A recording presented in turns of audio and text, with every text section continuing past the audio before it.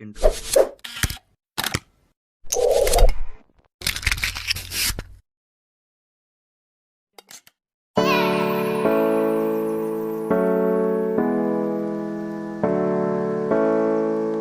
Keragaman sosial dan budaya Indonesia. Budaya adalah segala sesuatu yang dipelajari, dialami, dan diwariskan bersama secara sosial yang melahirkan makna pandangan hidup yang akan mempengaruhi sikap dan tingkah laku para anggota suatu masyarakat. Bentuk keragaman sosial dan kebudayaan di Indonesia. Kebudayaan dibagi menjadi dua, yaitu kebudayaan jasmani dan kebudayaan rohani. Kebudayaan jasmani dapat dirasakan, dilihat, dan diraba, seperti alat musik tradisional, pakaian adat, dan arsitektur bangunan. Kebudayaan rohani adalah kebudayaan yang hanya bisa dirasakan namun tidak dapat diraba dan dilihat, seperti kepercayaan dan ideologi. Keragaman sosial dan budaya Indonesia dikategorikan sebagai berikut. Keragaman suku bangsa. Suku bangsa adalah golongan sosial yang dibedakan dari golongan sosial lainnya karena memiliki ciri paling mendasar dan umum berkaitan dengan asal-usul dan tempat asal dan kebudayaannya. Rumah adat. Setiap suku di Indonesia memiliki rumah adat yang berbeda dengan suku yang lainnya. Pakaian tradisional. Pakaian adat yang dipakai pada acara khusus. Senjata tradisional. Saat ini, senjata tradisional dipakai sebagai pelengkap dalam pakaian adat. Makanan khas. Di Indonesia juga memiliki makanan khas di daerahnya masing-masing. Upacara adat. Upacara adat berhubungan dengan adat istiadat dan kepercayaan suatu masyarakat. Kesenian.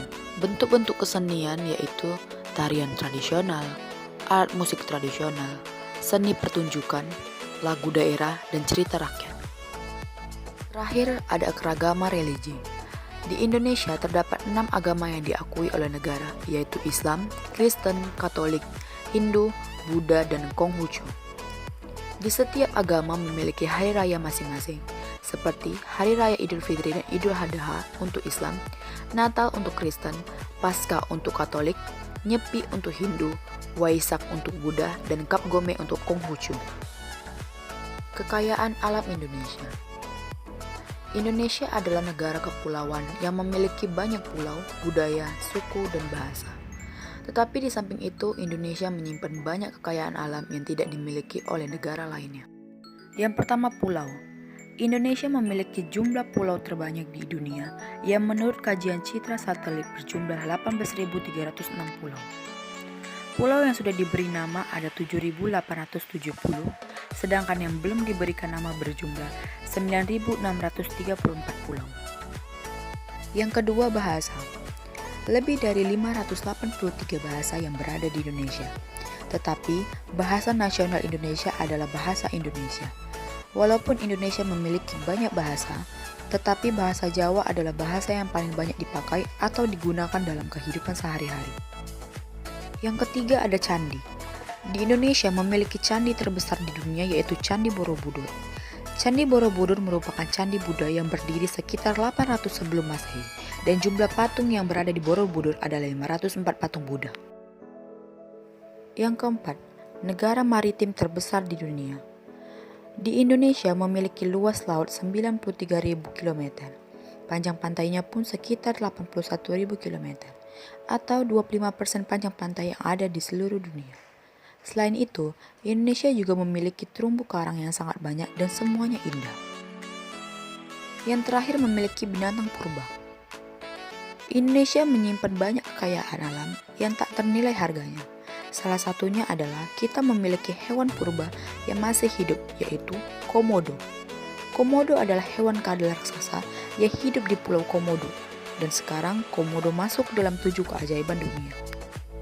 Mengenalkan budaya pada anak sejak dini sangatlah penting. Tak hanya budaya bangsa dan negaranya, budaya yang harus dikenalkan pada anak juga termasuk budaya bangsa lain. Ketika anak telah mengenal budaya bangsanya, mereka diharapkan bisa menghadapi benturan konflik sosial sejak sedini mungkin. Mengenalkan budaya bangsa ini mendorong anak untuk tidak mudah terpengaruh oleh segala hal yang bisa memecah belah bangsanya. Anak yang telah mengenal perbedaan budaya dengan baik, mereka akan lebih menghargai segala perbedaan yang ada di sekitarnya. anak juga bakal lebih menghormati dan merasa simpati maupun empati terhadap orang lain di sekitarnya. Cara memperkenalkan budaya maupun segala perbedaan yang ada di dalamnya, orang tua bisa mengenalkan lewat buku, lewat cerita, lewat permainan tradisional, lewat kuliner, atau mengajak anak berkunjung ke tempat-tempat bernilai sejarah seperti museum, candi, dan masih banyak lain.